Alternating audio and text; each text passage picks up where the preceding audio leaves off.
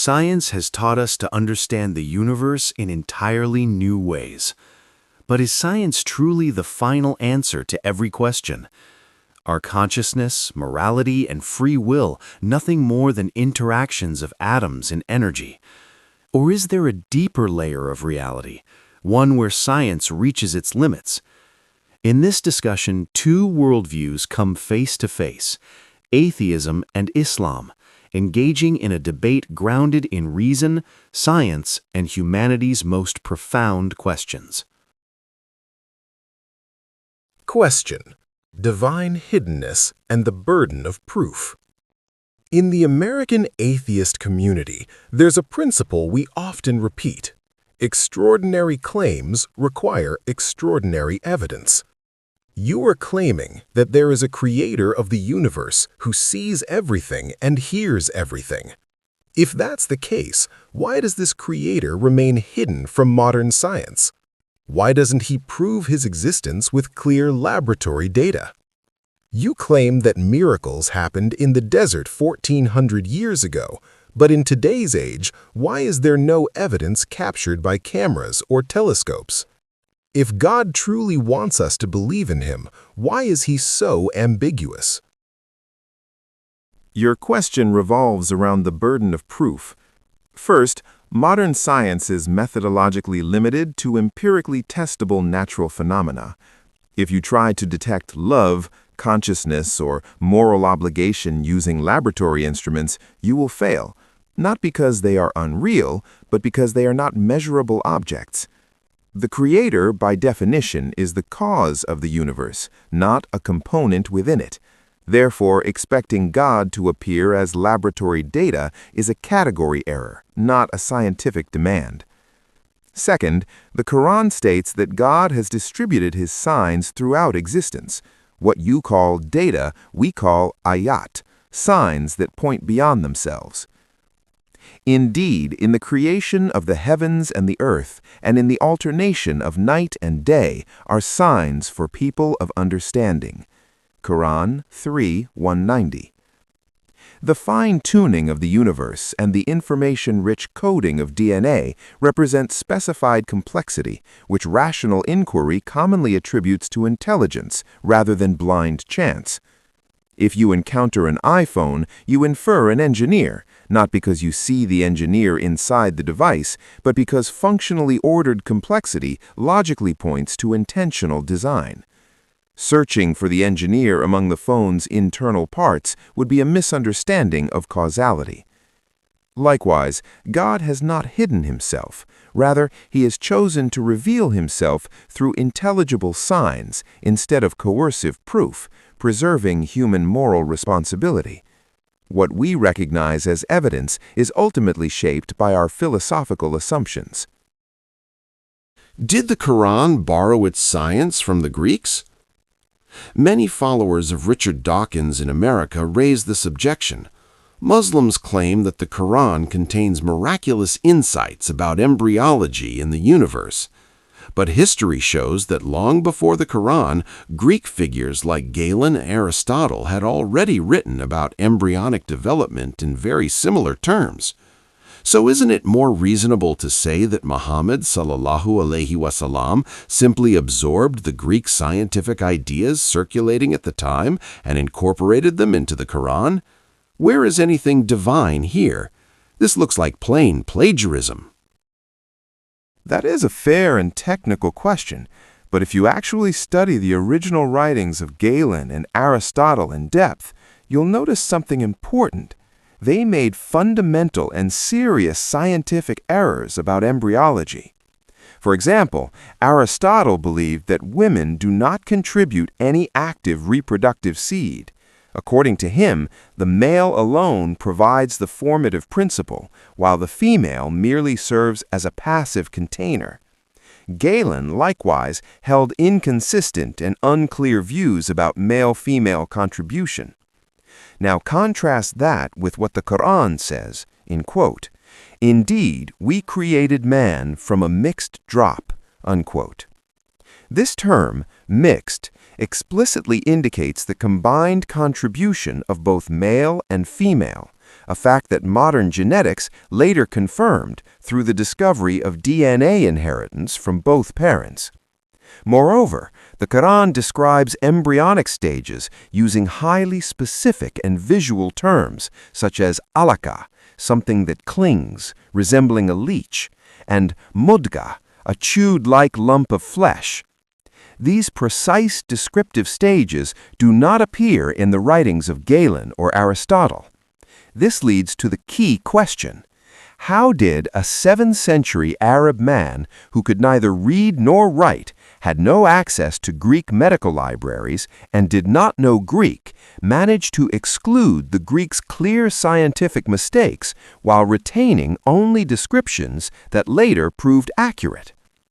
If this was simple copying, the errors would have been copied as well. The fact that they are not strongly suggests that the source of this knowledge is not human, but rather the creator of the universe. Is morality possible without religion? Sam Harris makes a strong argument. We don't need religion to be good people. Evolution has taught us that cooperation and empathy help societies survive. I can be an atheist and still be more compassionate than a Muslim. So why should we follow an ancient book that talks about jihad or harsh punishments? Can't we build a good society using science and human conscience alone? You may personally behave in a moral and compassionate way, but atheism cannot provide a permanent or objective standard for what good and evil actually are. Why? Because if there is no creator and no accountability beyond this life, then morality ultimately reduces to biological survival strategies, social convenience, or chemical reactions in the brain, not binding moral truths. Within atheistic logic, if a thief steals successfully, is never caught, and benefits from it, you may dislike his action, but you cannot say it is objectively wrong in all times and places. At best, you can say society disapproves of it for practical reasons, not that it is truly immoral. Islam, on the other hand, grounds morality objectively. What God declares evil remains evil, regardless of culture, time, or majority opinion. You mentioned jihad and punishments. Yet even in the United States, the justice system enforces laws, prisons, and penalties to protect society. Law and punishment do not contradict morality, they preserve it. Likewise, Islamic law functions as a moral framework aimed at social balance and justice. As for human conscience, it is not stable. What society once considered moral, such as slavery, is now considered immoral. Calling this moral progress already assumes an objective moral standard beyond society itself, something atheism cannot ground. The Quran states, "Truth has come, and falsehood has vanished. Indeed, falsehood is bound to vanish." Quran 17:81. This is why Islamic morality is not subject to shifting opinions. It is rooted in the command of the Creator and remains constant. Look, in science, we follow Occam's razor. That means we should accept the simplest and most reasonable explanation. Why does the universe exist? Physics tells us that quantum mechanics and gravity are enough to explain it. There's no need to complicate things by inserting an invisible being or God into the picture. If science can explain the processes of the universe, isn't imagining a personal creator just a relic of ancient human imagination? You mentioned Occam's razor. Excellent. Because when applied correctly, it actually supports the existence of a creator as the simplest explanation. Imagine you're walking on Mars and you find a highly advanced laptop lying on the ground. Now ask yourself, what does Occam's razor favor? That billions of years of dust, wind, and random forces accidentally assembled a functioning laptop? Or that an intelligent designer built it? Clearly, the second explanation is both simpler and more rational. When you say the universe operates according to the laws of physics, you're overlooking something crucial. Laws do not cause events. Laws only describe how events occur. You can use Isaac Newton's laws to describe the motion of a cricket ball, but those laws cannot stand up and throw the ball themselves. For the ball to be thrown, you need an agent, a player.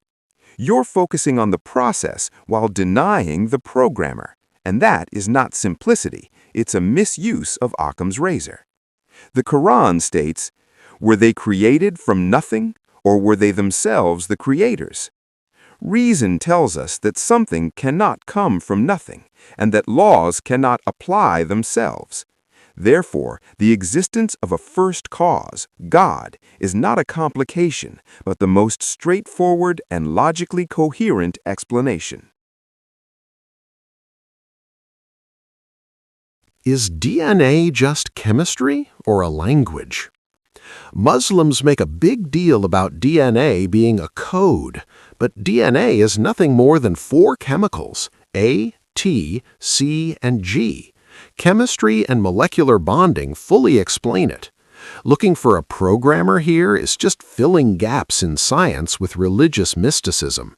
Evolution has already shown us how random mutations can generate complexity. This is where you're conflating matter with information. DNA is not merely chemistry. It functions as a semiotic system, a language-like structure. You can analyze the ink molecules on a page in a laboratory, but can chemistry alone explain the meaning conveyed by those ink patterns? No. The meaning comes from a mind behind the text.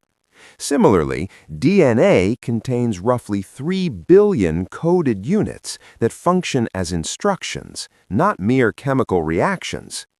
Chemistry can explain how molecules bind, but it does not explain how instructional information arises.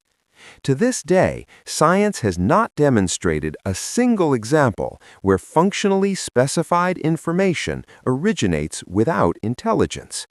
If you see the word welcome written in the sand, you immediately know ocean waves didn't write it. Someone did. The human body contains information comparable to an encyclopedia. Claiming that such information arose through unguided random mutation and selection alone stretches probability beyond what mathematics allows. This is not spiritual poetry. It is a conclusion rooted in information theory. Meaningful code points to intelligence. That is why the Quran describes God as Al-Alim, the all-knowing. Software does not arise without a programmer. Fine, the universe appears finely tuned, but why invoke God? Modern cosmology offers the multiverse theory. There could be countless universes, and we simply happen to live in the one that won the cosmic lottery. There's no design, just statistics. The multiverse theory is interesting, but it comes with a serious problem. It is not empirically observed, testable, or verifiable. It remains a mathematical hypothesis, not an established scientific fact. But even if we assume the multiverse exists, your argument still doesn't work, because a multiverse would require a multiverse-generating mechanism, a system governed by precise rules and fine-tuning. If a machine prints billions of lottery tickets, the obvious question is, who built the machine? In trying to avoid a creator, you're appealing to something more unobservable and less evidential than God himself. That doesn't remove explanation, it postpones it. The Quran states, "He is the one who created the heavens and the earth in truth." The multiverse does not eliminate God. If anything, it magnifies his role, because sustaining countless universes would require power and knowledge beyond any natural explanation. The zero-energy universe and quantum nothing. You keep saying that creating the universe requires a powerful creator, but Stephen Hawking and Lawrence Krauss have mathematically shown that our universe is a zero-energy universe. The positive energy of matter is exactly canceled out by the negative energy of gravity, so the total energy of the universe is zero. If the net energy is zero, then no external power or God is needed to create it. The universe could simply arise from the quantum vacuum as a kind of free lunch. So where is the creator in all of this? This is indeed one of the most fascinating ideas in modern physics, but the philosophical conclusion drawn from it is deeply flawed. Let's examine this carefully. Number 1. The balanced ledger analogy. You argue that because positive and negative energy cancel out to zero, no creator is required. Imagine a bank account where I have $1 million in assets and $1 million in debt. My net balance is zero. Now ask yourself, does a zero balance explain how the account came into existence? Or does the account still require a banking system, rules, and an origin? A zero net balance is a mathematical description. It does not explain the origin of the system itself. Number 2, is the vacuum really nothing? What Lawrence Krauss calls nothing is not nothing in the philosophical sense. It is a quantum vacuum, a structured reality governed by quantum fields and physical laws. The real question is, where did these quantum fields and laws come from? You are explaining the universe using a pre-existing framework while avoiding the question of where that framework itself originated. This is exactly where the Quran challenges such reasoning. Were they created from nothing, or were they themselves the creators? Quran 52:35. What science calls a free lunch is still served on a table, and that table, the laws of quantum mechanics and gravity, also requires an explanation. Laws do not explain their own existence. All right, I accept that the physical constants appear finely tuned, but Richard Dawkins offers a simple explanation, the anthropic principle. If the universe weren't suitable for life, we wouldn't be here to ask these questions. We necessarily observe a life-friendly universe because only such a universe allows observers. This is just survivorship bias. There's no designer, just a lucky accident. The anthropic principle describes an observation, but it does not explain the cause. Let me show why with a well-known example. The firing squad analogy. Philosopher John Leslie proposed this thought experiment. Imagine you are sentenced to death. 100 expert marksmen stand 10 feet away, aim at you, and fire simultaneously. The smoke clears, and you're still alive. Every single shooter missed. Would you calmly say, well, if they hadn't missed, I wouldn't be here to notice it, so there's nothing surprising about this? Of course not. You would immediately conclude that this outcome was intentional, not accidental. The universe's gravitational force, electromagnetic force, nuclear forces, and carbon resonance are like those marksmen. If even one of them were slightly off, life would be impossible. Saying, we observe this because we are alive, explains why we notice it, not why it happened this way. The Quran states, "Indeed, Allah holds the heavens and the earth lest they cease to exist, and if they were to cease, no one could hold them after him." Quran 35:41. The anthropic principle accounts for observation, but it cannot dismiss the purpose or cause behind such extraordinary fine-tuning. Bad design in biology.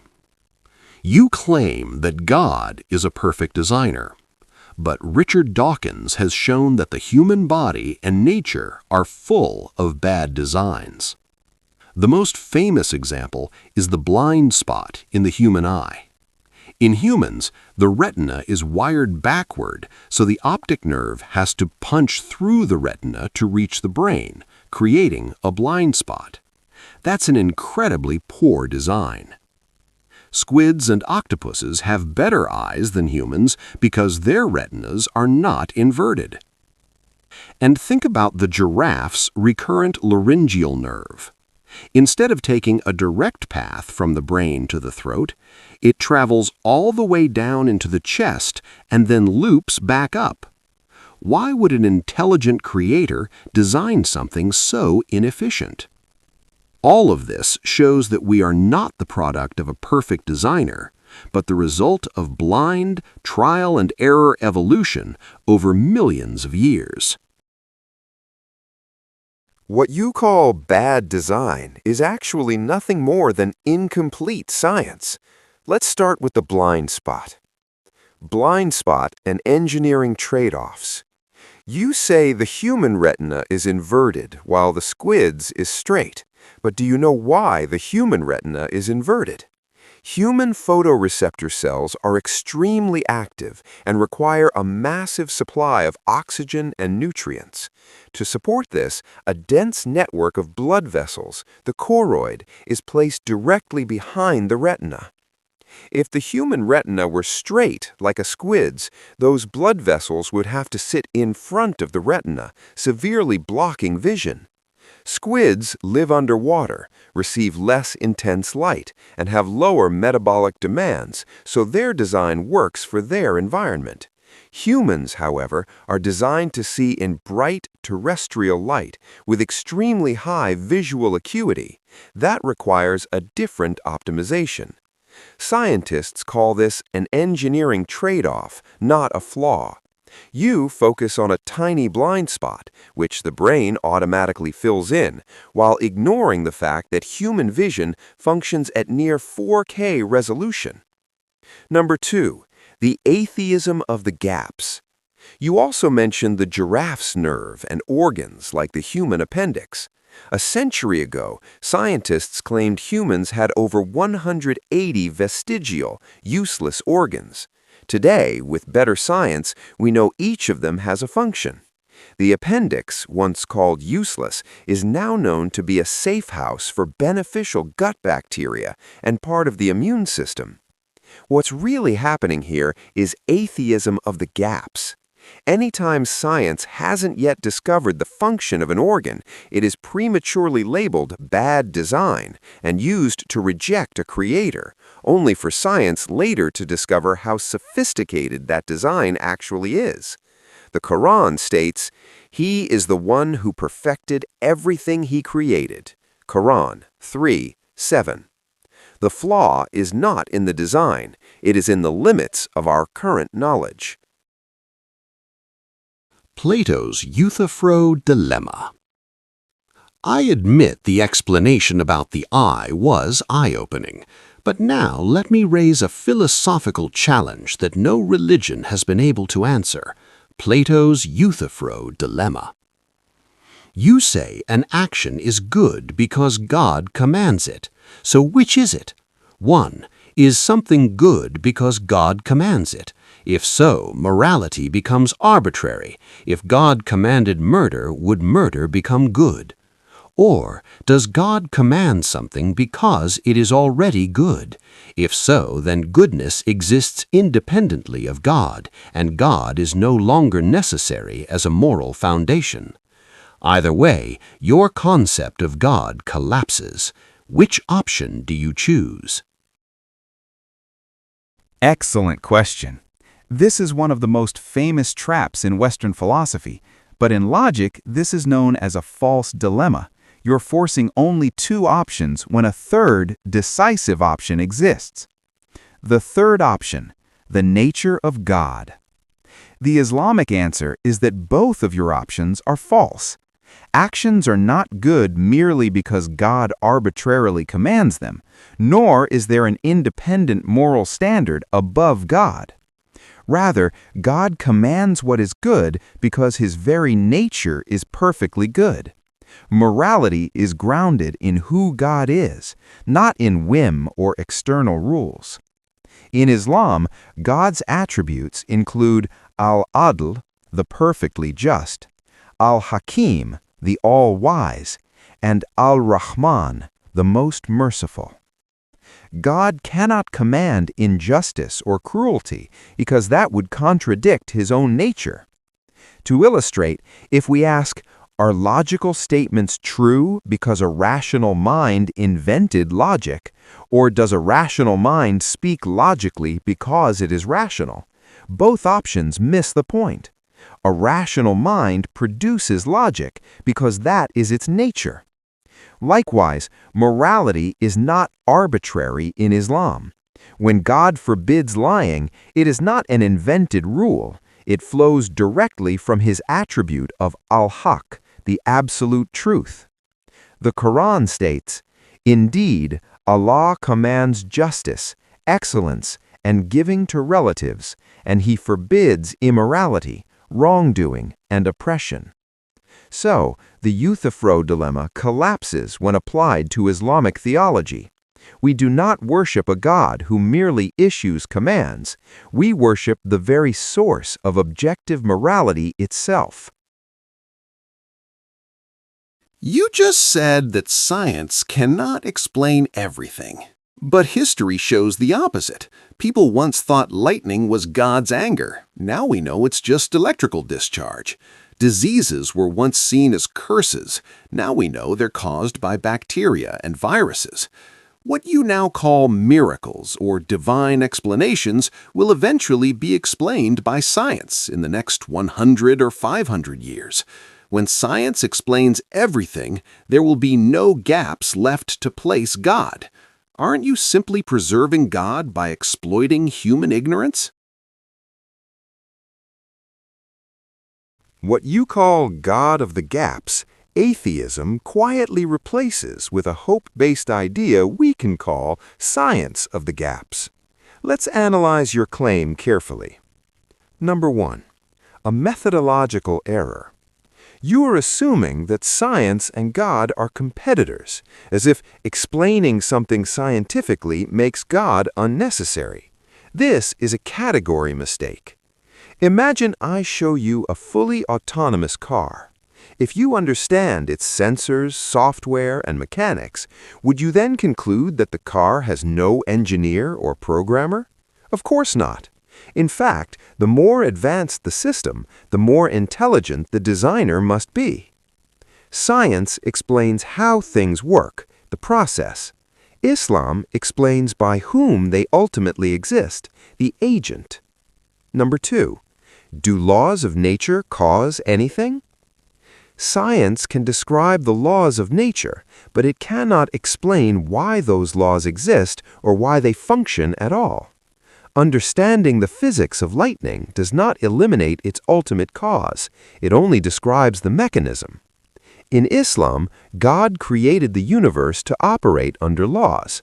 That is precisely why science is possible.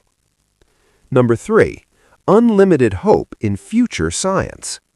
You claim that future science will explain everything, but can science ever explain why there is something rather than nothing?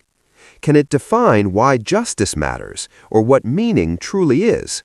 These questions lie outside the scope of empirical science. The Quran states, "Do they not see how Allah begins creation, then repeats it? Indeed, that is easy for Allah." Science is discovering the methods of creation. It is not replacing the Creator. You previously said humans have free will, but if your Creator is all-knowing, then He already knows what I will do tomorrow. If He knew 1,000 years ago that I would be an atheist today, then I had no real alternative. If I'm only acting out a pre-written script, where is my free will? And if I have no free will, then punishing me in hell would be deeply unjust. Isn't your theology logically contradictory here? This is a classic philosophical misunderstanding. You are confusing knowledge with compulsion. Knowing is not forcing. Imagine I am an expert astronomer, and I know exactly when a solar eclipse will occur tomorrow. Does my prior knowledge cause the eclipse? No. The eclipse happens according to natural laws. I simply know it in advance. Likewise, God exists outside of time. He does not predict your future. He sees all moments simultaneously. God's knowledge of your choice does not force you to make it. A logical illustration. Imagine watching a movie for the second time. You know the main character will die in the next scene. Does your knowledge cause the character's death? No. The difference is this. In real life, you write your own script through your actions. God simply knows that script before you live it. A hint from modern physics. Interestingly, modern quantum physics, such as the uncertainty principle, shows that absolute determinism does not exist even at the fundamental level of reality. The universe itself allows room for indeterminacy. Islam teaches that God grants humans freedom within defined limits. The Quran states, "Whoever chooses this world, Allah grants it to him." Quran 17:19. Your atheism is not the result of divine compulsion. It is the result of your choice, and moral responsibility is based on intention and effort, not on God's foreknowledge. Thank you to both speakers for this important discussion. Many misunderstandings about Islam exist in our society, and conversations like this help clarify them. Thank you to our audience for watching. Please comment with topics you'd like us to address in future episodes. If you found this video beneficial, don't forget to like, comment, and share. Until next time, peace be upon you all.